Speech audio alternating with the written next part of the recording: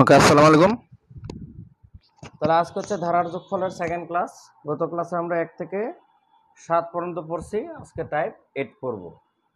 তো টাইপ 8 তুলনামূলক কম কমন, তবে পরে রাখতে হবে যেহেতু সহজ। তবে টাইপ 8 এর প্রশ্ন আসলে 5 মার্ক দিয়ে আসবে, আড়াই মার্কের জন্য এই টাইপ এলিজিবল না। প্রথম অঙ্ক 1 নম্বর টাইপ 8। যেখানে বলছে কোন একটা ধারার 12 পদের সমষ্টি S12 অর্থাৎ n/2 bracket 2a plus n minus 1 into D. যেহেতু 12 পদের সমষ্টি এই জন্য n এর মান 12। তো এটা দেওয়া আছে 144। এটা কাটাকাটি করলে 6, আর কিছু কাটাকাটি যাবে না, তাহলে 6 into 2a plus 11d equal to 144। এই 6 দিয়ে 144কে ভাগ করলে 2a plus 11d equal to 24 আসে। এরপরে আরেকটা জিনিস বলছে 20 পদের সমষ্টি S20 ইকুয়াল টু n/2 মানে 20/2 bracket 2a plus n minus 1 মানে 20 মাইনাস 1 ইন্টু ডিফারেন্স d। এটা দেওয়া আছে কত 560 560। তো কাটাকাটি করলে 2 দিয়ে 20কে কাটলে 10, আর 10 দিয়ে এই শূন্য কাটাই পাশের, তার মানে এটা 2a plus 19d equal to আসে 56। তো এটাকে যদি আপনি 1 নং দেন আর এটাকে যদি 2 নং দেন, 2 থেকে যদি 1 বিয়োগ দেন, যেহেতু 2 এর মানটা বড় এজন্য 2 থেকে 1 বিয়োগ দিতেছি, যেটা বড় ওটা থেকে ছোটটা বিয়োগ দেবেন আর কি। যদি বিয়োগ দিই তাহলে আমাদের এখন এ আর ডি এর মান বের করা লাগবে। কেন এ আর ডি এর মান বের করা লাগবে? আপনার কাছে 6 পদের সমষ্টি অর্থাৎ S6 ইকুয়াল টু কত, তাহলে আপনার সূত্র কি n/2 2a plus n minus 1 into D. এ হচ্ছে ফর্মুলা, যেখানে 6 পদের সমষ্টির জন্য n ইকুয়াল টু 6 জানি, কিন্তু আমাদের a এর মান কত আর d এর মান কত জানি না। আর এই দুইটার মান ব্যতীত আমাদের 6 পদের সমষ্টি বের করা পসিবল না। এই জন্য আমাদের টার্গেট হচ্ছে 6 পদের সমষ্টি বের করা। এর জন্য আপনাকে দুইটা সমীকরণ দিচ্ছে। তাহলে আপনি 2 নং থেকে 1 নং বিয়োগ দিলে দেখেন, যখন আমরা জানি বিয়োগ করলে কি হয়, এই চিহ্নগুলো চেঞ্জ হয়ে যায়, তখন আমাদের দাঁড়াবে কি 2a বাদ হয়ে গেলে 19 থেকে 11 ডি গেলে কত 8d, আর 56 থেকে 24 গেলে কত 32। তখন 32 কাট দিয়ে ভাগ করলে ডি এর মান 4 আসে। আর এই ডি ইকুয়াল টু 4 এই সমীকরণ বা এই সমীকরণ একটাতে বসালে হয়, মনে করেন আমরা এইটাতে বসাবো, বসালে এর মান বের হয়ে যাবে। দেখেন ডি ইকুয়াল টু 4 বসালে কত আসে 2a plus D equal two 4 মানে হচ্ছে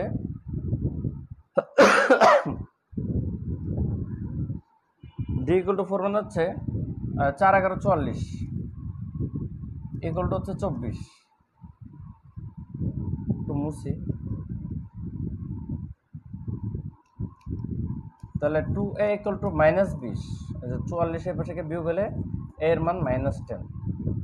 তাহলে যে আপনি পাইলেন a এর মান, পাইলেন d এর মান, জানি n এর মান 6 পদ, এইখানে মান বসালে হয়ে যাবে 6/2 into 2 into -10 plus 6 minus 1 difference হচ্ছে 4।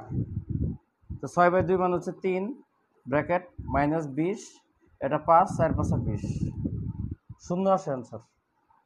-20 প্লাস 20 শূন্য, তো অ্যান্সারটা 0 আসে। বুঝলে ডান কমন লেখেন, ডান। এই টাইপের দুইটা অঙ্ক আছে, বাকিটা নিজেরা করবেন, না পারলে সলভ ক্লাসে দেখাবেন। আমি টাইপ 9-এ যাব।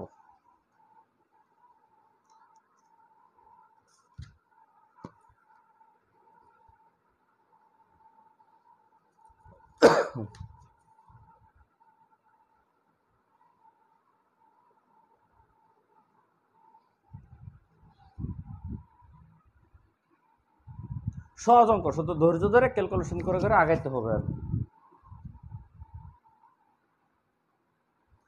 টাইপ 9 হচ্ছে সৃজনশীল প্রশ্ন। দেখেন তো সৃজনশীল মানে এখানে ক খ গ মানে একাধিক জিনিস থাকে।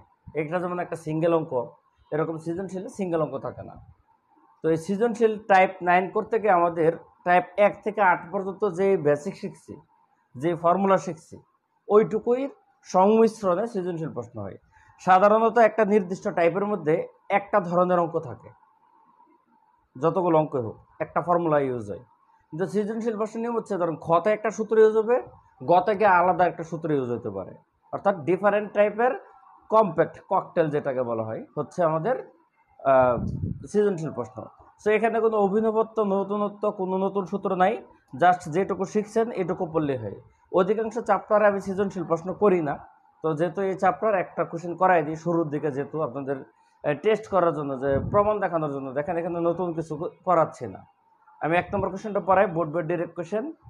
এখানে বলছে কোন একটা ধারার নির্দিষ্ট দুইটা নির্দিষ্ট পদ, এলতম পদ এল স্কোয়ার। দেখেন এটা দেওয়া আছে, এলতম পদ সমান হচ্ছে এল স্কোয়ার, আর কে তম পদ হচ্ছে কে স্কোয়ার। কে তম পদ হচ্ছে কে স্কোয়ার। প্রশ্নে বলা আছে, এটুকুই তথ্য দেওয়া আছে। এবার আপনাকে কতে বলছে এই ধারাটার প্রথম পদ যদি এ হয়, প্রথম পদ যদি এ হয়, সাধারণ অন্তর যদি ডি হয়, তাহলে দুইটা সমীকরণ তৈরি করতে বলছে। আচ্ছা আপনারা বলেন এনতম পদ সূত্রকে A plus N minus one into D, তাহলে এলতম পদ হবে A plus L minus one into D, এটা দেওয়া আছে এল স্কোয়ার। আর এটা কি হবে A plus K minus one into D, দেওয়া আছে কে স্কোয়ার। এই যে দুইটা সমীকরণ তৈরি করলো, মানে আমাদের কয়ের অ্যান্সার শেষ। কয় এটুকুই। সৃজনশীল আসলে 5 মার্ক দিয়ে আসবে, কয়ের জন্য 1 মার্ক থাকবে, খয়ের জন্য আর গয়ের জন্য 2 মার্ক করে থাকবে, এই প্রশ্নের প্রেক্ষাপটে আর কি। এখন খতে বলছে এল প্লাস কে তম পদ বের করো। গতদিন লাস্ট টাইপে আমরা লাস্টের দিকে এই ধরনের অঙ্ক করছি, এল প্লাস কে তম পদ। এর জন্য আমাদের ডি এর মান লাগবে, ঠিক আছে? আপনি বিয়োগ দেন, A plus K minus one into D equal to K square. ধরেন এটা 1 নং, এটা 2 নং, বিয়োগ দিলাম। বিয়োগ দিলে এগুলো চিহ্ন চেঞ্জ হবে, তাহলে এ বাদ হয়ে যাবে। তাহলে এখানে দাঁড়াবে কি L minus one into D minus K minus one into D equal to L square minus K square. দুইটা থেকে ডি কমন, তাহলে থাকে এল মাইনাস ওয়ান, এখান থেকে মাইনাস কে প্লাস ওয়ান, আর এখানে থাকে এ স্কোয়ার মাইনাস বি স্কোয়ার, মানে হচ্ছে A plus B into A minus B. তাহলে এখানে প্লাস ওয়ান মাইনাস ওয়ান, যে এটা বাদ যাবে, তাহলে এল মাইনাস কে থাকবে। তাহলে D into L minus K equal to L plus K L minus K. তাহলে এই পাশের মাইনাস অংশটুকু বাদ এই পাশের সাথে, তাহলে ডি এর মান দাঁড়াবে এল প্লাস কে। তাহলে আমাদের ডি এর মান বেরোচ্ছে এল প্লাস কে। এটা হবে 3 নং, এটা তো 1 নং, এটা তো 2 নং, আর ডি এর মানটা দাঁড়াবে হচ্ছে 3 নং। আমরা 3টা ইকুয়েশন ফার্স্টে এরকম বিল্ড আপ করতে হবে। এখন আপনাদের বের করতে বলছে এল প্লাস কে তম পদ। ধরেন আমি একটু আরেকটা পেজ ওপেন করি। এল প্লাস কে তম পদ হচ্ছে A plus L plus K minus one into হচ্ছে ডি। এল প্লাস কে তম পদের সূত্র হচ্ছে এটা A plus N minus one into D. Okay, তাহলে এখান থেকে আমাদের একটা অ্যান্সার বের করতে হবে। দেখেন এ প্লাস, এটা লোক এটা গুণ দেন, L plus K into D minus হচ্ছে ডি, এটাতে গুণ দিচ্ছি। তাহলে A plus L D plus K D minus D, একদম পারফেক্ট গুণ দিয়ে ফেলছি। তাহলে A plus L D minus D plus K D, একটু আলাদা করছি। আমি ডাইরেক্ট লাইন লিখলে অনেকে বুঝে না এটা। L minus one into D, D common নিচ্ছি এই দুটোর মধ্যে থেকে, প্লাস হচ্ছে কে ডি। তাহলে এটা হচ্ছে এল স্কোয়ার। কেমনে? এই যে দেখেন, এ plus L minus one into D এর মান হচ্ছে এল স্কোয়ার। তাহলে এটা হচ্ছে এল স্কোয়ার এই অংশটুকু, আর সাথে যোগ আছে কে ডি। এটা হচ্ছে অ্যান্সার। এটা হচ্ছে অ্যান্সার। কিসের অ্যান্সার? এল প্লাস কে তম পদ, এল স্কোয়ার প্লাস, ও আচ্ছা সরি, ডি এর মান তো বসাতে হবে। ডি এর মান আসছে না, ডি বসায়নি, ডি হচ্ছে এল প্লাস কে। এই যে ডি এর ভ্যালু এল প্লাস কে, এটা বসাতে হবে। মিস্টেক, আগে বসান। আচ্ছা এখান থেকে বসান। তাহলে এল square plus K into L plus কত, এল প্লাস কে, ডি এর মান বসাইলাম। তাহলে দাঁড়াবে L square plus K L plus K square. এটা হচ্ছে অ্যান্সার। এটা হচ্ছে ক্ষয়ের উত্তর। K plus one, L plus K তম পদ, A plus N minus one into D, পরে প্রসেস করে করে করে করে L square plus K D আসছে। এখানে ডি এর মান যেটা আমাদের বেরোচ্ছে এটা বসাই দিলে ফাইনাল অ্যান্সার চলে আসছে। এটা হচ্ছে খ। আর গতে বলছে প্রমাণ করুন ধারাটির এল প্লাস এন, এল প্লাস কে সংখ্যক পদের সমষ্টি। তাহলে সমষ্টির সূত্র তো আবার আলাদা, যে এল প্লাস কে পদের সমষ্টি, সমষ্টির সূত্র হচ্ছে এই যে এন বাই টু, তার মানে L plus K by two into twice A plus N minus one, মানে L plus K minus one into difference. এটা হচ্ছে সমষ্টির ফর্মুলা। এখন এই সূত্র অ্যাপ্লাই করতে গিয়ে আমাদের ডি এর মান জানা আছে, কিন্তু এর মান জানা নেই, কিন্তু এর মানটা আসলে লাগেও না। কেন লাগে না একটু দেখেন। L plus K by two, এটারে একটু গুণ দেন, টু এ প্লাস আগের মতো L D plus K D minus D, L plus K by two, এই টু এর ভাঙ্গা এ বানান, A plus L D minus D একটা নিলাম, আর আরেকটা A plus K D minus D নিলাম, আর প্লাস ডি দিলাম। এখন বলতে পারেন স্যার কী করলেন, কিছু তো বুঝলাম না। দেখেন এখানে দুইটা কাজ করছি, এই যে এই এ রে ভাঙ্গা এখানে একটা এ লিখছি, এখানে একটা এ লিখছি, এটা এখানে আনছি, এটা এখানে নিছি, এই যে এই মাইনাস ডিটা ধরেন এখানে আনলাম। তো সূত্র ফেলতে গিয়ে এখানে একটা মাইনাস ডি লাগে, কিন্তু এটা প্রশ্নে নাই, এই জন্য সাথে প্লাস ডি দিয়ে ব্যালেন্স করলাম। এখানে এত কাহিনী করার দরকারটা কি? দেখেন দরকারটা হচ্ছে এখানে L plus K by two A plus, এখান থেকে ডি কমন নিলে L minus one into D আসে, মজা। আবার এ প্লাস, এখান থেকে ডি কমন নিলে কে মাইনাস ওয়ান ইন্টু ডি আসে, আর ওখানে তো ডি আছে। তাহলে আমাদের দাঁড়াবে যে এল প্লাস কে বাই টু, এই যে এইটুকুর মান হচ্ছে এল স্কোয়ার, এইটুকুর মান হচ্ছে কে স্কোয়ার, আপনি দেখবেন আছে। আর ওটা কি ডি এর একটা মান আছে, কিন্তু ডি এর মান হচ্ছে এল প্লাস কে, ডি এর মান কত? এল প্লাস কে। তাহলে এটা আপনাকে প্রমাণ করতে বলছে মনে হয়, যে প্রমাণ করুন এল প্লাস কে পদের সমষ্টি L plus K by two L square plus K square plus L plus K. যদি ফুললি বুঝে থাকেন তাহলে আপনাদের লেখেন T9C, টাইপ 9 ক্লিয়ার।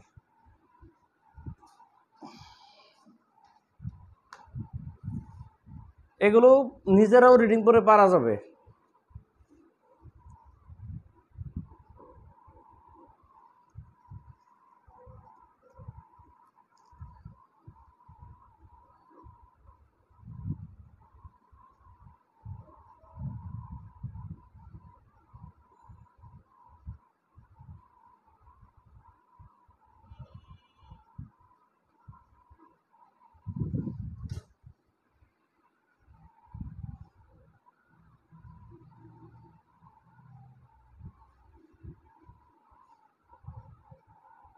টাইপ 10 পাঁচ মিশালি।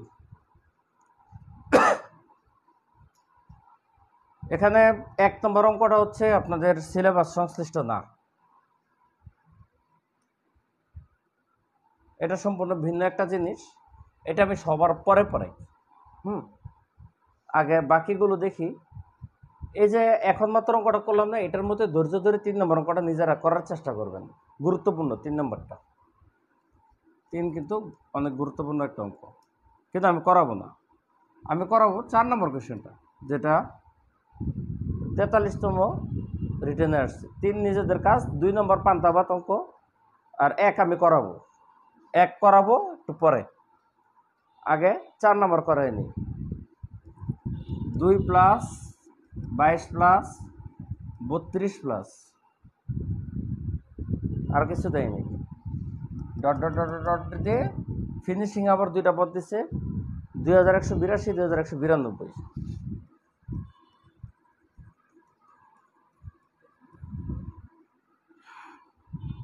এটার ধারার সমষ্টি বের করতে বলছে। তো এই ধারাটা প্রথমত হচ্ছে একটা টাইপিং মিস্টেক হতে পারে, বুঝছেন? এখন টিচার এখানে যদি 12 হইতো, তাহলে এখান থেকে একটা সমান্তর ধরা হয়ে যেত, গ্যাপ হচ্ছে 10, 12, 10, 20, 22, 22, 10, 32, যেখানেও দেখেন 10 ডিফারেন্স। 20,182, 20,192, মানে ডিফারেন্সটা হচ্ছে 10। কিন্তু এখানে জানি না টাইপিং মিস্টেক হয়েছে কিনা, এখানে 12 নাই, আর 12 বাদ দিলে 2 থেকে 22 এর ডিফারেন্স হচ্ছে 20, তাহলে একটা 20 দিয়ে বাকি সব গ্যাপ 10 দিবে, এটা তো কথা না। এই জন্য এই পদটাকে আপনাকে ধারার বাইরে রাখতে হবে। এরকম মাঝে মাঝে অঙ্ক আসে, আমরাও ইন্টারমিডিয়েটে করছি, যে কোনো একটা পদ শুরুতে বা শেষে ধারা সংশ্লিষ্ট থাকে না, তখন এটাকে বাদ দিয়ে বাকিগুলো ধারা ম্যাচ হয়, বাকিগুলো সমষ্টি বের করে শেষে শুধু এটা যোগ করে দিলেই হয়। তাহলে আমরা এখানে এই কাজটাই করব। এখানে আমাদের প্রথম পদ কাউন্ট হবে 22, আর ডিফারেন্স কাউন্ট হবে 10। 32 থেকে 22 বিয়োগ দিলে 10। পদ সংখ্যা এন জানি না, তো এন এর সূত্র কি L minus A by D plus 1। তাহলে এর হচ্ছে 20,192 বিয়োগ এ হচ্ছে 22, ডিফারেন্স হচ্ছে 10 প্লাস হচ্ছে 1, প্লাস মাইনাস তো প্লাস 1,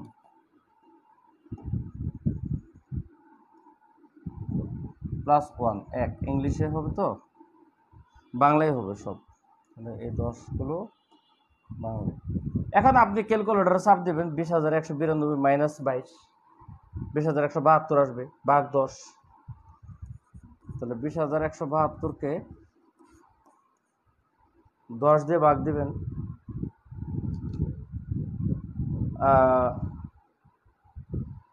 না 20,170 আসে, 70 10 দিয়ে ভাগ দিলে 2017 যোগ হচ্ছে 1, তাহলে 2018 আসে।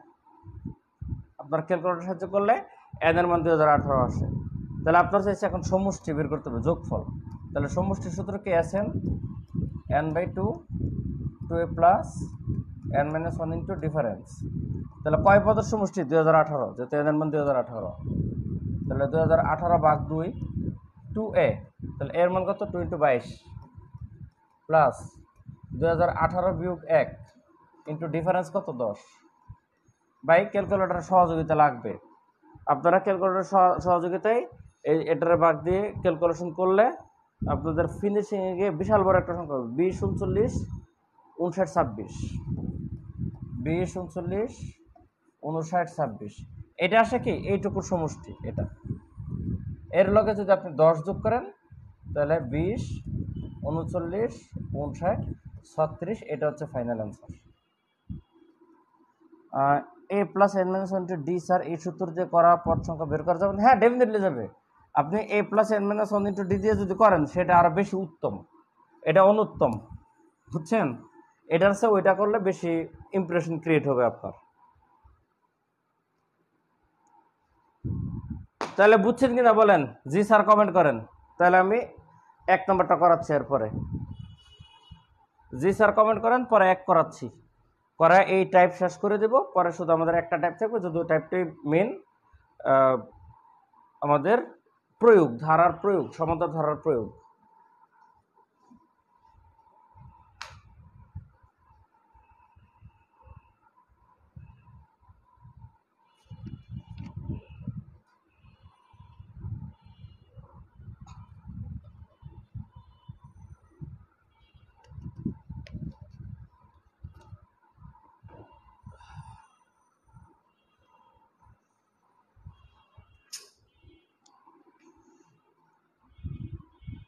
ওকে, থ্যাংক ইউ। এক নম্বর অঙ্ক আগেই বলে দিই সতর্কীকরণ, এটা সিলেবাস সংশ্লিষ্ট না, বুঝছেন?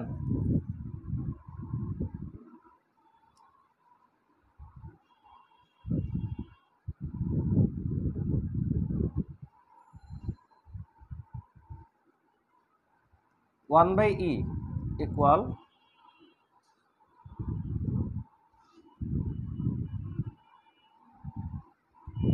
Two bracket 1/3 factorial plus 2/5 factorial plus 3/7 factorial plus dot dot dot dot dot. এটা প্রমাণ করতে হবে। তো এটা প্রমাণ করতে গেলে আপনাদের দুইটা জিনিস জানতে হবে। তো চলেন আগে দুইটা জিনিস জানিয়ে আসি। ফার্স্টে যে এই জিনিসটা কি, তো এটা তো জানেন ফ্যাক্টোরিয়াল, এই নিয়ে আমরা বিন্যাস সমাবেশ অধ্যায়ে পড়ব। তো কোনো সংখ্যার সাথে যদি ফ্যাক্টোরিয়াল হয়, যেমন 3 ফ্যাক্টোরিয়াল, এটা মানে 3 × 2 × 1। যদি 7 ফ্যাক্টোরিয়াল হয় তাহলে 7 × 6 × 5 × 4 × 3 × 2 × 1। যদি 5 ফ্যাক্টোরিয়াল হয় তাহলে 5 × 4 × 3 × 2 × 1।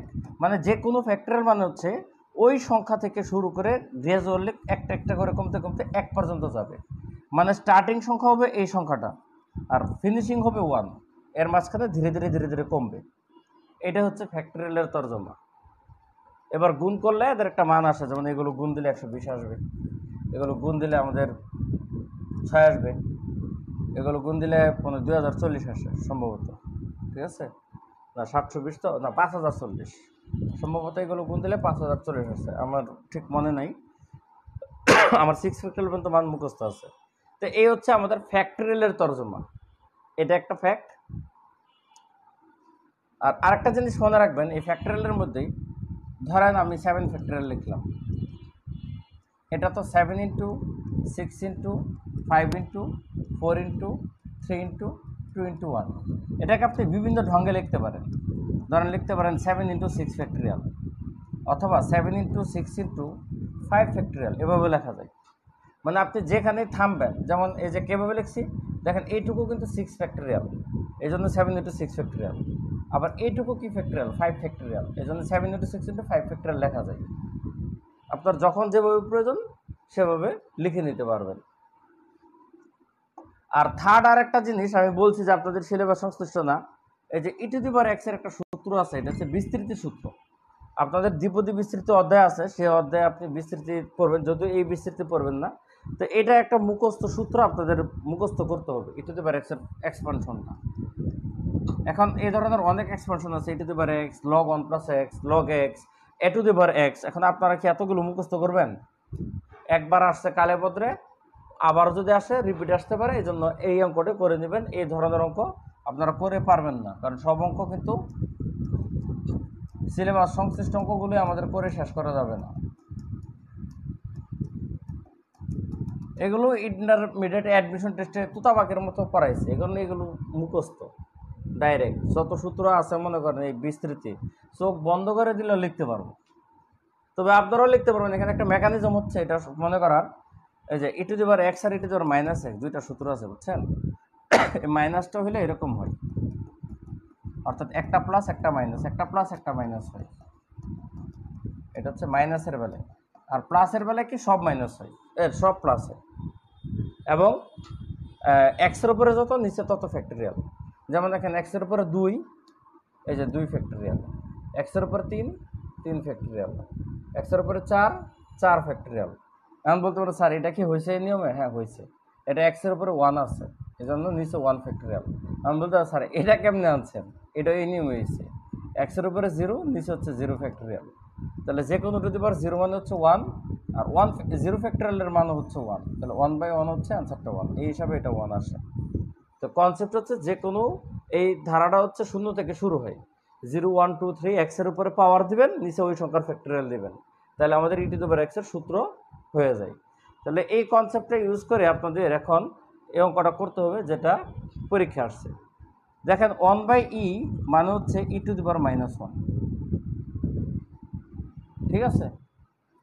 তাহলে আমি নিচে একটু সূত্র লিখি, এটা বসে আমি আপনাদের অঙ্ক করাই দেব। দেখেন e⁻x আমি কি লিখছি, 1/x/1 factorial, x² 2 factorial x3/4 factorial, sorry x3/3 factorial, x4/4 factorial, এভাবে গ্র্যাজুয়ালি যাচ্ছে। হ্যাঁ, e⁻x। তাহলে আপনার এই জিনিসটা তো হচ্ছে e⁻−1 লেফট হ্যান্ড সাইড। তাহলে এই সূত্রের মধ্যে আপনি এক্সের জায়গায় যে e⁻−1, তাহলে আপনার এক্সের রিপ্লেসমেন্টে কী বসাবেন? এক্সের পরিবর্তে -1 বসাবেন এই সূত্রটাতে। বসাইলে দেখেন কি দাঁড়াবে, 1 প্লাস -1/1 ফ্যাক্টরিয়াল। আচ্ছা, আপনি ডাইরেক্ট লিখতে পারেন, আমি একটু, কারণ পরীক্ষায় এত টাইম নাই যে বারবার। যদি এক্সের মান মাইনাস হয় তাহলে এটা -1/, এটা দাঁড়াবে প্লাস মাইনাস। আর এটা যেহেতু এক্স থাকবে না, কিন্তু যেহেতু এক্সের মান -1 বসাচ্ছেন, তাহলে এই উপরে এক্সটা কি হয়ে যাবে? উপরে এক্সটা হয়ে যাবে 1। সেমভাবে -1 স্কোয়ার মানে হচ্ছে +1, নিচে 2 ফ্যাক্টরিয়াল। -1 কিউব মানে হচ্ছে নেগেটিভ 1/3 ফ্যাক্টরিয়াল। এরপরে পাওয়ার 4 মানে পজিটিভ 1/4 ফ্যাক্টরিয়াল। এরপরে -1/5 ফ্যাক্টরিয়াল। এরপরে +1/6 ফ্যাক্টরিয়াল। এরপরে মাইনাস দিয়ে 1/7 ফ্যাক্টরিয়াল। এভাবে ধারাটা যাবে। তাহলে আপনি প্রথমে এই সূত্রটা পরীক্ষা লিখবেন যে আমরা জানি e⁻x সমান এটা, অতএব e⁻−1 এই লাইনটা লিখবেন। আমার তো এটা প্রুফ করতে হবে বলে এটা আমি এখানে রাখছি, এটা মার্কিং করে রাখি, এটা হচ্ছে আমাদের প্রমাণ করতে হবে। এটার পরের লাইন কিন্তু এটা না, এই যে এটার পরের লাইন এটা।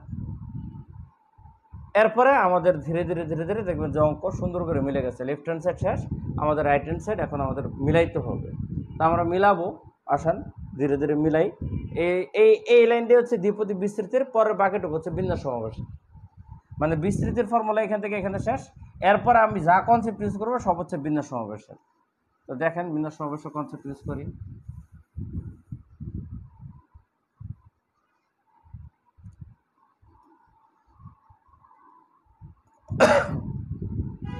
তো এখানে দেখেন এটা 1/1 ফ্যাক্টরিয়াল মানে হচ্ছে -1, 1/2 factorial, -1/3 factorial, plus 1/4 factorial, -1/5 factorial, plus 1/6 factorial, -1/7 factorial, plus dot dot dot, এভাবে গেছে। এখন এই যে জিনিসটা এটুকু ধরুন বাদ হয়ে যাবে, প্লাসে মাইনাসে কাটা। কিন্তু এরপরে আপনার প্রমাণটাতে দেখেন, আপনার প্রমাণে দেখেন নিচে শুধু বিজুর ফ্যাক্টরিয়াল আছে, 3, 5, 7, পরেরটা হবে 9, এরকমভাবে। যে এখানে তো সংখ্যাগুলো ধরেন এটা তো কাটা, এটা তো মুছে ফেললাম। এখানে সংখ্যাগুলো দেখেন 2, 3, 4, 5, 6, এর মধ্যে জোরগুলো কিন্তু আমার আসবে না আলটিমেটলি প্রমাণে, শুধু বিজুরগুলো আসবে। তাই আমি বিজুরগুলো রাখবো, এই জন্য একটা ছোট্ট মেকানিজম ফলো করতে হবে। যেমন জিনিসটা হচ্ছে এরকম, এই যে এটারও 3 ফ্যাক্টরিয়াল বানাতে হবে। তো এটারও 3 ফ্যাক্টরিয়াল বানাতে গেলে 2 ফ্যাক্টরিয়াল আছে, সাথে 3 গুণ দিলে আপনি এটাকে 3 ফ্যাক্টরিয়াল লিখতে পারবেন। এই যে 3 ফ্যাক্টরিয়াল মানে হচ্ছে 1 × 2 × 3। তাহলে এইটুকু হচ্ছে 2 ফ্যাক্টরিয়াল। 2 ফ্যাক্টরিয়ালকে 3 দিয়ে গুণ দিলে আপনার 3 ফ্যাক্টরিয়াল হয়। এই জন্য 2 ফ্যাক্টরিয়ালকে 3 দিয়ে গুণ দিলে 3 ফ্যাক্টরিয়াল হয়। এখন এটাকে মামুর বাড়ি আবদার যে আপনি নিচে 3 দিয়ে ইচ্ছা মতো গুণ দিয়ে দিবেন, দেন আপনার প্রয়োজন আপনি দিবেন, আপনার না করছে কে, আপনি উপরও 3 দিয়ে দেন, তাহলে তার আপনার কেউ বাধা দিচ্ছে না। -1/3 ফ্যাক্টরিয়াল এটা থাক। একইভাবে এটাকে আপনি 5 ফ্যাক্টরিয়াল বানাবেন, তাহলে 4 ফ্যাক্টরিয়াল আছে, গুণ দিতে হবে আমাদের 5 দিয়ে। তো নিচে গুণ দিচ্ছেন 5 দিয়ে, উপরে 5 দিয়ে গুণ দেওয়া লাগবে, আর এটা 1/5 ফ্যাক্টরিয়াল থাকবে। সেমভাবে এখানে যেহেতু 1/7 ফ্যাক্টরিয়াল আছে, এটাকেও 6 ফ্যাক্টরিয়াল আছে, আপনি একটা 7 দিয়ে গুণ দিবেন, তাহলে 7 ফ্যাক্টরিয়াল হয়ে যাবে। আর নিচে গুণ দিচ্ছেন, উপরে 7 দিবেন, তাহলে মাঝখানে প্লাস। এখন কি দাঁড়াবে, ধরেন এটা 3 ফ্যাক্টরিয়াল, এটা 3 ফ্যাক্টরিয়াল, এইটুকু 3 ফ্যাক্টরিয়াল লসাগু করেন। তো লসাগু কী হবে, 3 - 1 প্লাস এটাও 5 ফ্যাক্টরিয়াল, এটাও 5 ফ্যাক্টরিয়াল, তাহলে 5 ফ্যাক্টরিয়াল লসাগু করেন, উপরে দাঁড়াবে 5 - 1, কারণ 5 - 1। এটাও 7 ফ্যাক্টরিয়াল, এটাও 7 ফ্যাক্টরিয়াল, তাহলে 7 ফ্যাক্টরিয়াল লসাগু করেন, তাহলে উপরে দাঁড়াবে 7 - 1। আশা করি বুঝছেন।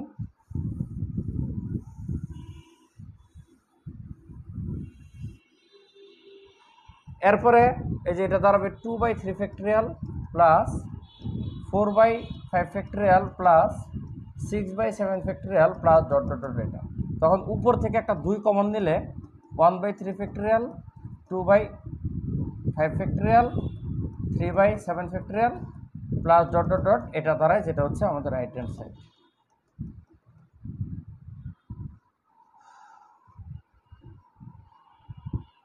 ক্লিয়ার লেখেন, CLR, যদিও একটু কষ্ট, নতুন নন সায়েন্সদের জন্য কষ্ট, এরপরে ক্লিয়ার লেখেন।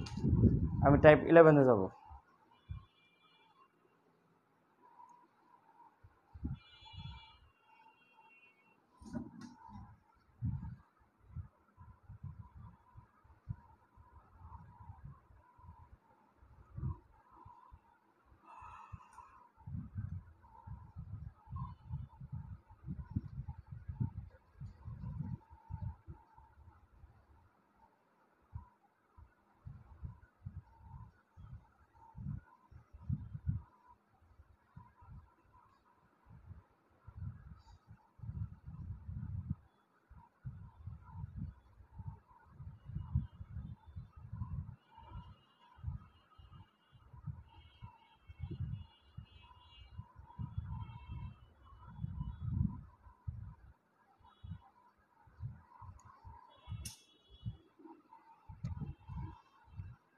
ওকে, তাহলে টাইপ 11 1 নম্বর অঙ্ক 40 BCS এর কোশ্চেন। গনি সাহেব একজন সরকারি চাকরিজীবী। 2016 সালের জুলাই মাসে তার বেতন ছিল 22,000।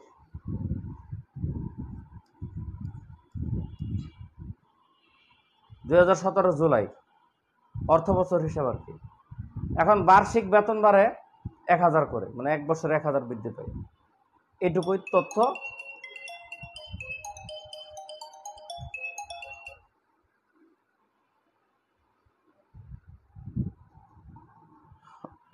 এইটুকু তথ্য আপনি জানেন। আচ্ছা, একটু একটা মিনিট, হ্যাঁ।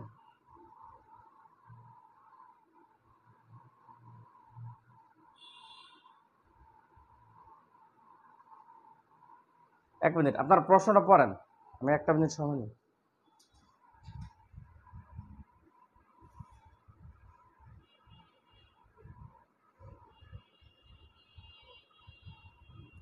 হ্যালো,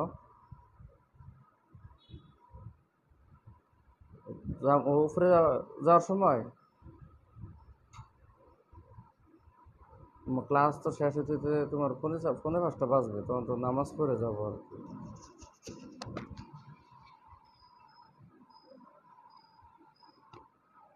সাবিরা সাদেরে পাঠাবেনি, নিচে পাঠাবেনি, চাবি দিয়ে দিই। ওই যে তালা তো, আরে তালা তো নিচের তালা তো আরেকটা, আমি শুধু ওই চাবিটা খুলে দিব আর কি, ওই যে উপরে বাসারটা। আচ্ছা, আচ্ছা।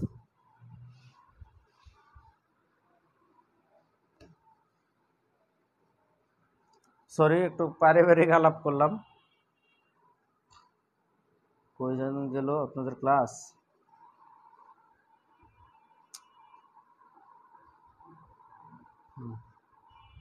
আচ্ছা, ঠিক আছে। আচ্ছা, যেটা বলতেছিলাম, গনি সাহেবের বেতন হচ্ছে 22,000। কখন? 2016 সালের জুলাই, একটু লেখা রাখি।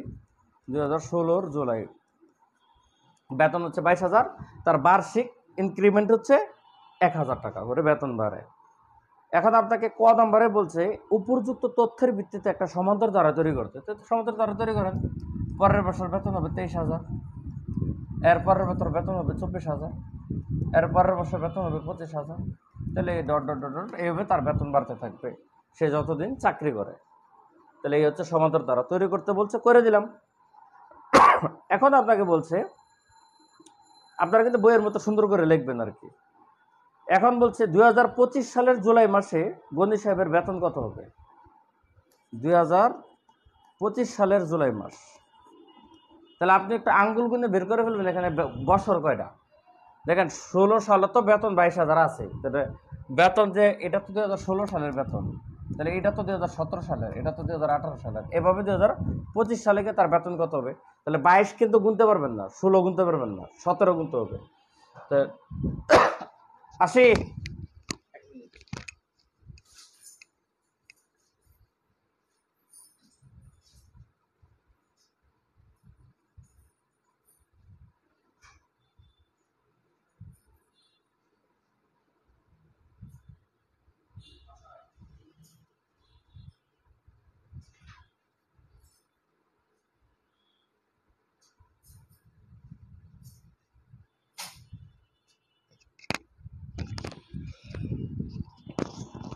তাহলে এখানে কত বছর? এখানে 10 বছর। 17, 18, 19, 20, 21, 22, 23, 24, 24, 25, 9 বছর। 9 বছর কিন্তু 17 কিন্তু ফার্স্ট ইনক্রিমেন্ট। তাহলে 17, 18, 19, 20, 21, 22, 23, 24, 25, তার মানে এখানে বছর হচ্ছে কত? 9।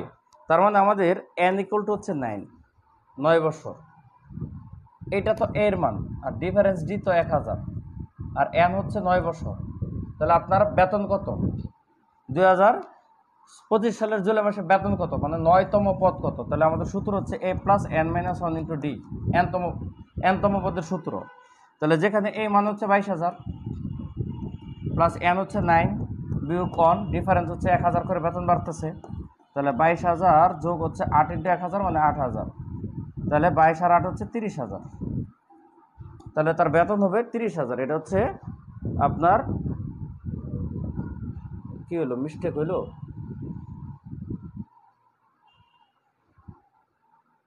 দুই 2025।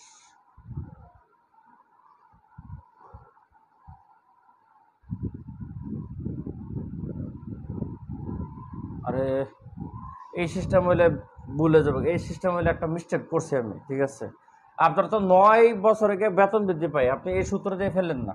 আপনি সূত্র দিয়ে ফেলতে গেলে একটা কনসেপ্ট আছে, 10 দিতে হবে এনের মানে। আমার কেন 10 দিতে হবে এর ব্যাখ্যাতে না যায়, আপনারা বইয়ের মতোই করেন। আমি একটু ভিন্ন নিয়ম করতে চাইছিলাম, বইয়ের মতো করেন।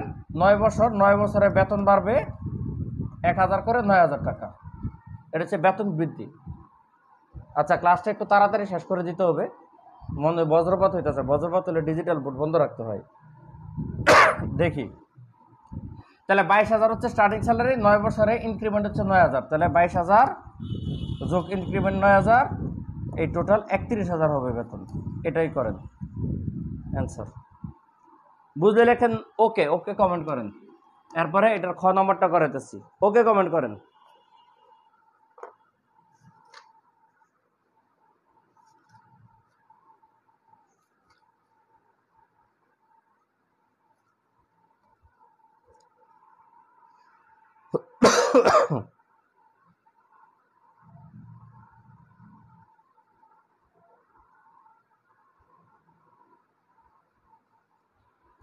সিম্পল। এবার কত হচ্ছে, খ নম্বরে প্রতি বছর মূল বেতনের 10% কাটে, ভবিষ্যৎ তহবিলের জন্য 10% করে কাইটা রেখা দেয়, ঠিক আছে? এখন সেক্ষেত্রে 20 বছরে তার কত টাকা ভবিষ্যৎ তহবিলে জমা হবে? প্রতি মাসে কিন্তু কাটে 10%। তাহলে দেখেন, আপনার এই 22,000 টাকার যদি 10% চিন্তা করেন, এই 22,000-এর 10% কত? 2200 টাকা। এই যে 22,000 ইন্টু 10/100, একটা শূন্য একটা শূন্য, অর্থাৎ 2200 টাকা। তাহলে প্রতি মাসে কিন্তু 2200 টাকা জমা হচ্ছে ভবিষ্যৎ তহবিলে। তাহলে আপনার এই ইন্টু কত? 12 মাস, কিন্তু এক বছরে 12 মাস কিন্তু আমাদের ভবিষ্যৎ তহবিলে জমা হবে। বইয়ের থেকে অঙ্কটা দেখে দেবেন, আমি আপনাকে কনসেপ্টটা ধরাই দিতেছি যে প্রতি মাসে 2200 টাকা জমা হচ্ছে প্রথম বছরে। একইভাবে পরের বছর চিন্তা করেন, প্রতি মাসে 2300 টাকা জমা হবে, 23,000 থেকে 2300 টাকা, 10%। একইভাবে এখানে 12 মাসে জমা হবে, কারণ প্রথম কিন্তু বলছে বার্ষিক বেতন বৃদ্ধি, পরে এক বছর তো 12 মাস। তাহলে 12 মাসে সে 22,000 করে পায়, প্রতি মাসে 10% করে জমা হইতেছে। তাহলে এই টাকাটা করে কিন্তু তার জমা হইতেছে। তাহলে জমা হওয়ার ধারাটা বের করে এর যদি আপনি 22 দিয়ে গুণ দেন, তাহলে অঙ্ক বেরোবে। অথবা এরকমভাবে আলাদা আলাদাভাবে আপনি করতে পারেন, যে এক বছরে যে এই গুণফলটা আমি বইয়ে করা আছে, গুণফলটা হচ্ছে 22,000 ইন্টু 12 হচ্ছে 26,400, আর 2300 ইন্টু 12 হচ্ছে 27,600। হ্যাঁ, পরের বছর বাড়বে হচ্ছে 24,000-এর 10%, মানে 2400 ইন্টু 12, এই টাকাটা হচ্ছে 28,800। এইভাবে কিন্তু তার বেতন বাড়তেছে। তাহলে এটা হচ্ছে জমা হওয়ার একটা ধারা। এই যে এটা হচ্ছে জমা হওয়ার ধারা। প্রথম বছরে এত টাকা প্রভিডেন্ট ফান্ডে জমা হবে, জিপিএফ মানে ভবিষ্যৎ তহবিল, এরপরে এটা, এরপরে এটা। তো এই তিনটা দিয়ে আপনি ধারা তৈরি করেন, জমা হওয়ার একটা ধারা। মনে করেন যে জমা হওয়ার ধারা 26,400 যোগ 27,600 যোগ 28,800 এভাবে জমা হচ্ছে। কত বছর? 20 বছর। তাহলে 20 বছরে তার ভবিষ্যৎ তহবিলে কত জমা হবে এই সমষ্টিটা বের করতে হবে। সমষ্টির সূত্র কি? n/2 into twice A plus n-1 into difference, যেখানে n মানে হচ্ছে 20 বছর, 20/2 ইন্টু 2a, এ মানে কত? প্রথম পদ 26,400 প্লাস n মানে 20 বিয়োগ 1 ইন্টু ডিফারেন্স, এখান থেকে এখানে ব্যবধান বের করেন। ব্যবধান হচ্ছে 1200, 27,600, 26,400, ব্যবধান হচ্ছে কত? 1200। এটা ক্যালকুলেশন করবেন, আপনার সমষ্টি চলে আসবে। যদি বুঝে থাকেন ডান কমেন্ট করেন। ডান। প্রথম বছর প্রতি মাসে 2200, 12 মাসে এই টাকাটা জমা হবে। দ্বিতীয় বছর প্রতি মাসে 2300, 12 মাসে এই টাকাটা জমা হবে। তৃতীয় বছর প্রতি মাসে 2400, 12 মাসে এই টাকাটা জমা হবে। তার জমা হওয়ার দ্বারা তা আপনার তো সব বের করবেন না, ইন্টু 12 দিয়ে দিলেই আপনার হচ্ছে প্রতি বছর একটা বেরোবে। আর এইভাবে 20 বছর একটা বের করতে গেলে সমষ্টির সূত্র ফেলবেন। n/2, n এর মান 20 বছর, 2a, a মানে প্রথম পদ, আর ডিফারেন্স এটা থেকে এটা বিয়োগ দিলে 1200 আসে। ডান কমেন্ট করেন। বৃষ্টি হচ্ছে ভালোই।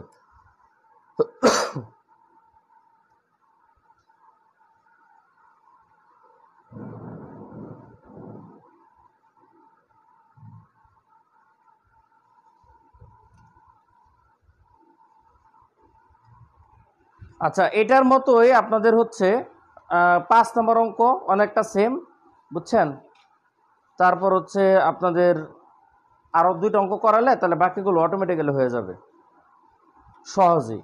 আমি নেক্সট করাবো 2 নম্বর অঙ্কটা। 2 আর হচ্ছে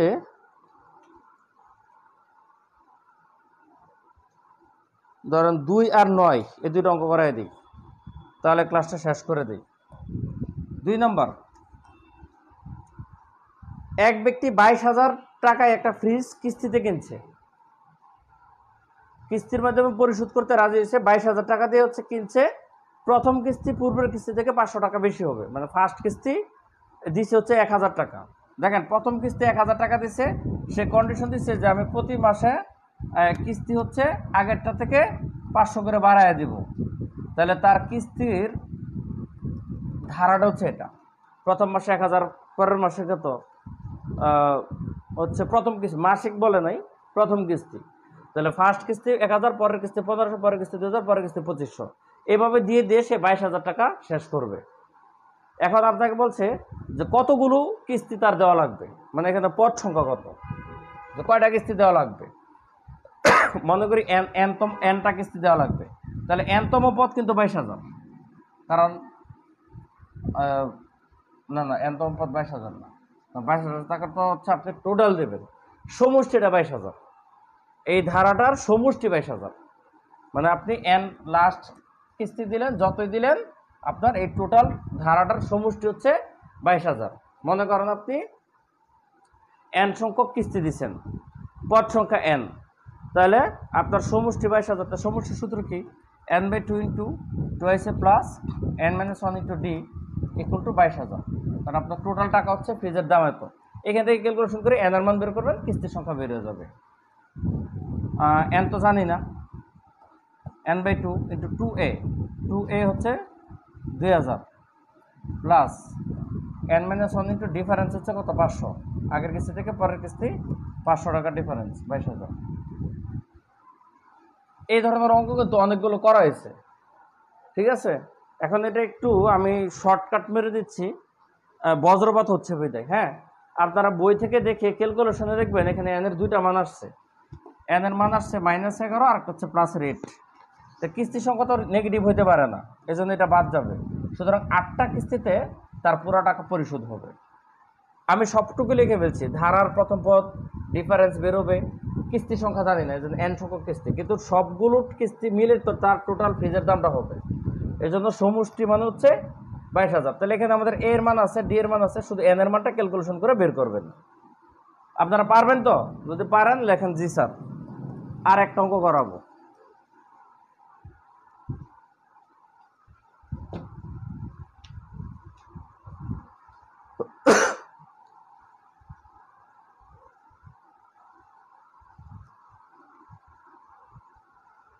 আর একটা অঙ্ক হচ্ছে 9 নাম্বার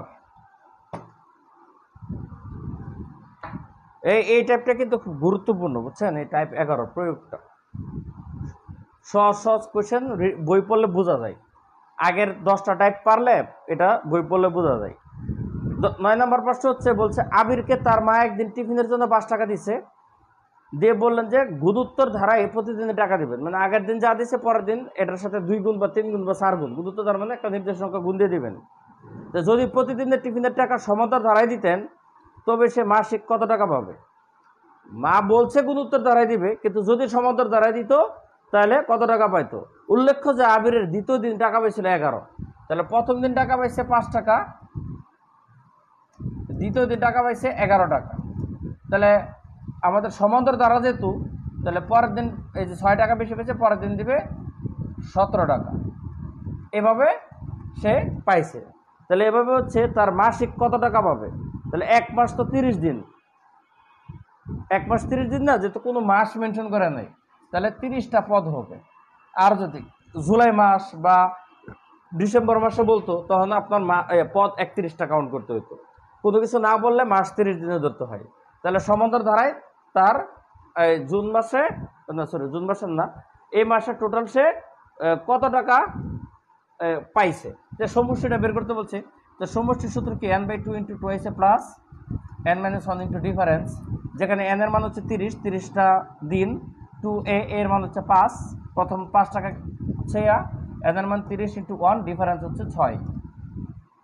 পরের দিন যেহেতু 11, আগের দিন হচ্ছে পরের দিন, ডিফারেন্স হচ্ছে 6, তার মানে এই ব্যবধানে সে সমান্তর ধারা মেনটেন করে টিফিনের টাকা পাবে। তো ক্যালকুলেশন করলে এটা 15 ইন্টু এটা 10 প্লাস 29 ইন্টু 6, তাহলে আপনাদের এখানে ক্যালকুলেশন করলে 2760 টাকা হবে। ঠিক আছে, আপনারা অল ক্লিয়ার কমেন্ট করেন। ক্লাসটা শেষ করে দিলাম। বাবা গো, অল ক্লিয়ার কমেন্ট করেন।